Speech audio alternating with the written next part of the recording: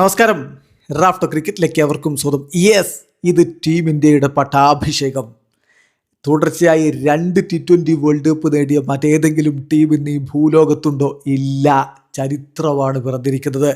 അഹമ്മദാബാദിലെ സ്റ്റേഡിയത്തിൽ ന്യൂസിലാൻഡിനെ തകർത്തെറിഞ്ഞുകൊണ്ട് team India ഇതാ കിരീടത്തിൽ മുത്തമിട്ടിരിക്കുന്നു. 256 റൺസ് വിജയിക്കാൻ വേണ്ടിയിരുന്ന ന്യൂസിലാൻഡ് വെറും 159 റൺസിന് ഓൾ ഔട്ട് ആകുമ്പോൾ 96 റൺസിൻ്റെ ഗംഭീര ജയം, പടുകൂറ്റൻ ജയമാണ് ഫൈനലിൽ നമ്മുടെ ചുണക്കുട്ടികൾ പിടിച്ചു വാങ്ങിയിരിക്കുന്നത്.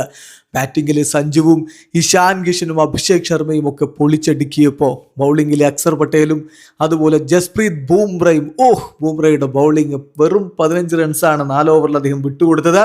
4 വിക്കറ്റുകൾ പിഴുതെടുക്കുകയും ചെയ്തു. ആബ്സല്യൂട്ട്ലി ഒരു മാസീവ് പെർഫോമൻസ് നടത്തിക്കൊണ്ടാണ് നമ്മുടെ കുട്ടികൾ ഈ ഒരു കിരീടത്തിൽ മുത്തമിട്ടിരിക്കുന്നത്. ടോസ് നഷ്ടമായി ടീം ഇന്ത്യ ആദ്യം ബാറ്റ് ചെയ്യാൻ വിധിക്കപ്പെട്ടു. ഒരു പൊളിച്ചടുക്കലായിരുന്നു ഓപ്പണിംഗ് മുതൽ നമ്മളങ്ങ് കണ്ടത്. സഞ്ജു സാംസണും അഭിഷേക് ശർമ്മയും ചേർന്നുള്ള ഓപ്പണിംഗ് കൂട്ടുകെട്ട് അതിവേഗത്തിൽ സ്കോർ ചെയ്തു പോയി. അഭിഷേക് ശർമ്മ 18 പന്തിൽ നിന്ന് അർദ്ധ സെഞ്ചുറി പിറന്നിരുന്നു. 21 പന്തിൽ നിന്ന് 52 റൺസ് അടിച്ചിട്ടാണ് അദ്ദേഹം മടങ്ങുന്നത്. 6 4 3 6 ആ ബാറ്റിൽ നിന്ന് പിറന്നു. 247.62 സ്ട്രൈക്ക് റേറ്റിൽ. ഈ ടൂർണമെന്റിൽ ഇതിനു മുമ്പ് ഒരു കളിയിൽ മാത്രമാണ് അദ്ദേഹം മിന്നിയത്. ബാക്കി കളിയിലൊക്കെ മോശമായിരുന്നു. പക്ഷേ ഫൈനലിൽ അദ്ദേഹം കൃത്യമായിട്ട് ഡെലിവർ ചെയ്തിരിക്കുന്നു. സഞ്ജു സാംസൺ പിന്നെ പറയണ്ടല്ലോ. അദ്ദേഹം വെസ്റ്റ് ഇൻഡീസിനെതിരെയുള്ള കളി മുതൽ അങ്ങോട്ട് ടോപ്പ് ഗിയറിലാണ് പോയിക്കൊണ്ടിരിക്കുന്നത്. അന്ന് അദ്ദേഹം അടിച്ച 97 റൺസാണ്. സെമി ഫൈനലിൽ ഇംഗ്ലണ്ടിനെതിരെ 89. ഇതാ ഈ ഫൈനലിലും അദ്ദേഹം അതുപോലെ ഒരു 89 റൺസിൻ്റെ ഇന്നിങ്സ് കളിച്ചിരിക്കുന്നു. സെഞ്ചുറി ഒരിക്കൽ കൂടി നഷ്ടമായതിൻ്റെ സങ്കടം നമുക്കുണ്ടെങ്കിലും നമ്മുടെ പയ്യൻ പൊളിച്ചടുക്കിയില്ലേ. ഈ വേൾഡ് കപ്പിലെ താരം സഞ്ജുവല്ലേ. സഞ്ജു സാംസൺ 46 പന്തുകൾ 5 4 8 6 അടക്കം 193.48 സ്ട്രൈക്ക് റേറ്റിൽ 89 റൺസ് അടിച്ചപ്പോൾ ടീം ഇന്ത്യ വിജയത്തിൻ്റെ അടിത്തറ പാകി കഴിഞ്ഞിരുന്നു. സഞ്ജു മടങ്ങുന്നത് 16ാമത്തെ ഓവറിൻ്റെ തുടക്കത്തിലാണ്. അപ്പോൾ ഇന്ത്യയുടെ സ്കോർ 203 എത്തിക്കഴിഞ്ഞിരുന്നു. പക്ഷേ തൊട്ടു പിന്നാലെ ഇഷാൻ കിഷനും മടങ്ങി. ഇഷാൻ കിഷനും അതിമനോഹരമായിട്ട് തന്നെയാണ് കളിച്ചത്. കൈയടിക്കണം ഇഷാൻ കിഷൻ്റെ ഈ വേൾഡ് കപ്പിലെ പ്രകടനത്തിന്. അദ്ദേഹം ടീം ഇന്ത്യയിൽ നിന്ന് പുറത്താക്കപ്പെട്ട് സെൻട്രൽ കോൺട്രാക്റ്റ് പോലും നഷ്ടപ്പെട്ട് നിന്നിരുന്ന ഒരാളാണ്. കഴിഞ്ഞ സീസണിൽ പൊളിച്ചടുക്കി ടീം ഇന്ത്യയിലേക്ക് മടങ്ങിയെത്തി. വേൾഡ് കപ്പിൽ ഇതാ ഗംഭീര പ്രകടനം നടത്തി തൻ്റെ പേര് ചരിത്രത്തിൽ രേഖപ്പെടുത്തിയിരിക്കുകയാണ്. ഏതായാലും ഇഷാൻ കിഷൻ 25 പന്തുകൾ 4 4 4 6 അടക്കം 216 സ്ട്രൈക്ക് റേറ്റിൽ 54 റൺസാണ് അടിച്ചത്. തൊട്ടു പിന്നാലെ സൂര്യകുമാർ യാദവ് ഗോൾഡന്റെ കൈ. അതായത് 16ാമത്തെ ഓവറിൽ ടീം ഇന്ത്യക്ക് 3 വിക്കറ്റുകൾ നഷ്ടമായി. 270 നമ്മൾ കരുതിയെടുത്ത് അടുത്ത 16 പന്തുകളിൽ ബൗണ്ടറി കൂടി വരാതിരുന്നപ്പോൾ ടീം ഇന്ത്യ ഒന്ന് തപ്പിത്തടഞ്ഞതാണ്. പക്ഷേ ഹാർദിക് പാണ്ഡ്യ അതിനുശേഷം 4ഉം 6ഉം ഒക്കെ അടിച്ച് അത് വീണ്ടും തിരികെ കൊണ്ടുവന്നു. 13 പന്തിൽ നിന്ന് 18 റൺസാണ് ഹാർദിക് പാണ്ഡ്യ അടിച്ചത്.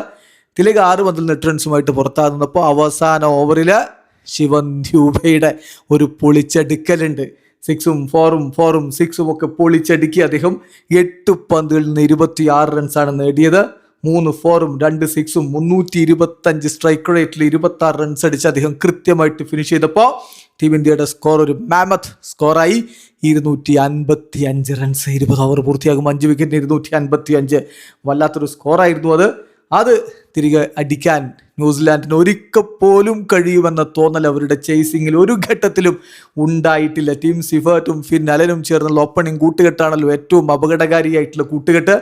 എന്നാൽ അത് പൊളിച്ചു. 3ാമത്തെ ഓവറിൽ തന്നെ അക്സർ പട്ടേലിനെ കൃത്യമായിട്ട് അവിടെ ഇറക്കിയത് മനോഹരമായൊരു ടാക്ടിക്സ് ആയിരുന്നു. അതിൻ്റെ ഫലം കണ്ടു. ഫിന്നാലൻ മടങ്ങി 7 പന്തിൽ നിന്ന് 9 റൺസാണ് അടിച്ചത് ഒരു 4ന്റെ സഹായത്തോടെ. സിഫർട്ട് ഒരു ഭാഗത്ത് നിൽക്കവേ രജിൻ രവീന്ദ്ര ജസ്പ്രീത് ബൂംറയുടെ ആദ്യ പന്തിൽ ഇഷാൻ കിഷൻ പിടിച്ചു പുറത്താകുന്നു. ഇഷാൻ ഇന്ന് ഫീൽഡിൽ മികച്ച പ്രകടനമാണ് കാഴ്ചവെച്ചത്. 2 പന്തിൽ 100 റൺസായിരുന്നു അയാളുടെ സംഭാവന. ഗ്ലെൻ ഫിലിപ്സിനെ അക്സർ പട്ടേൽ ബൗൾഡാക്കി വിട്ടു. 5 റൺസായിരുന്നു അദ്ദേഹം നൽകിയത്. അതിനുശേഷം ചാപ്മാൻ മടങ്ങി. ചാപ്മാന് പുറത്താകുന്ന ഘട്ടത്തിൽ അവരുടെ സ്കോർ ബോർഡിൽ 70 റൺസാണ് ഉണ്ടായിരുന്നത്. ചാപ്മാനെ ഹാർദിക് പാണ്ഡ്യയാണ് മടക്കി വിട്ടത്. 8 പന്തിൽ നിന്ന് 3 റൺസ്. അതേസമയം സൈഫർട്ട് മികച്ച രൂപത്തിൽ കളിക്കുന്നുണ്ടായിരുന്നു. ഒടുവിൽ വരുൺ ചക്രവർത്തിയുടെ പന്തിൽ ഇഷാൻ കിഷൻ പിടിച്ച് സൈഫർട്ടും മടങ്ങി. മനോഹരമായൊരു ക്യാച്ചായിരുന്നു അവിടെയും ഇഷാൻ കിഷൻ എടുത്തത്. 26 പന്തിൽ നിന്ന് 2 4ഉം 5 6ഉം അടക്കം 52 റൺസ് അടിച്ച സൈഫർട്ട് മാത്രമാണ് ടോപ്പ് ഓർഡറിൽ അവർക്കായിട്ട് നല്ലൊരു കോൺട്രിബ്യൂഷൻ കൊടുത്തത്. പിന്നെ ക്യാപ്റ്റൻ സാന്നറുടെ ഒരു ഇന്നിങ്സ് ഉണ്ടായിരുന്നു മധ്യനിരയിൽ. അത് ലോവർ മിഡിൽ ഓർഡറിൽ. ഡാരിൽ മിച്ചൽ 11 പന്തിൽ നിന്ന് 17 റൺസ് അടിച്ചപ്പോൾ മിച്ചൽ സാന്റ്നർ 35 പന്തിൽ നിന്ന് 3 4 2 6 അടക്കം 43 റൺസാണ് അടിച്ചത്. പക്ഷേ ജസ്പ്രീത് ബുംറ ബൗൾഡാക്കി വിട്ടു. Jimmy Neesham 8 runs, Henry duck, Duffy both അവരുടെ ഇന്നിങ്സ് അവിടെ അവസാനിച്ചു. ലോക്കി ഫെർഗൂസൻ 6 റൺസുമായിട്ട് പുറത്താകുന്നു. എന്തൊരു ബൗളിംഗ് ആണ് ബൂംറ ഒരിക്കൽ കൂടി പുറത്തെടുത്തത്. 4 ഓവറിൽ വെറും 15 റൺസ് മാത്രം വിട്ടുകൊടുത്തത്. അതായത് 3.75 ഇക്കണോമി എന്ന് പറയുന്നത്. അദ്ദേഹം 4 വിക്കറ്റുകൾ പിഴുതെടുത്തു. അതുപോലെ അക്സർ പട്ടേൽ കൃത്യമായിട്ട് ബിഗ് ഒക്കേഷനിൽ അദ്ദേഹത്തിൻ്റെതായിട്ടുള്ള ഒരു പ്രകടനം നമ്മൾ കണ്ടു. 3 ഓവറിൽ 20 റൺസിൽ 3 വിക്കറ്റ് അദ്ദേഹവും പിഴുതെടുത്തു. വരുൺ ചക്രവർത്തിക്കും അഭിഷേക് ശർമ്മക്കും ഹാർദിക് പാണ്ഡ്യക്കും ഓരോ വിക്കറ്റുകളും ലഭിച്ചു. ഗംഭീര വിജയം 96 റൺസിന്റെ വിജയം. നിരവധി റെക്കോർഡുകൾ ഈ കളിയിൽ തകർന്നു വീണിട്ടുണ്ട്. നമുക്ക് വേറെ ഡിസ്കസ് ചെയ്യാം. ഏതായാലും ഇപ്പോൾ ഇത് ആഘോഷത്തിന്റെ നിമിഷങ്ങളാണ്. ടീം ഇന്ത്യ ഇതാ ലോകത്തിന്റെ നെറുകയിലേക്ക് ഒരിക്കൽ കൂടി ആ T20 വേൾഡ് കപ്പ് കിരീടം നമ്മൾ തന്നെ കൈവശം വെക്കും. നമ്മൾ ആ കിരീടം ഡിഫെൻഡ് ചെയ്തിരിക്കുന്നു. Back to back T20 champions team India. Video അവസാനിക്കുന്നു. ക്രിക്കറ്റ് ലോകത്തെ കൂടുതൽ വിശേഷങ്ങളുമായി റാഫ് ടോക്സ് എത്താം.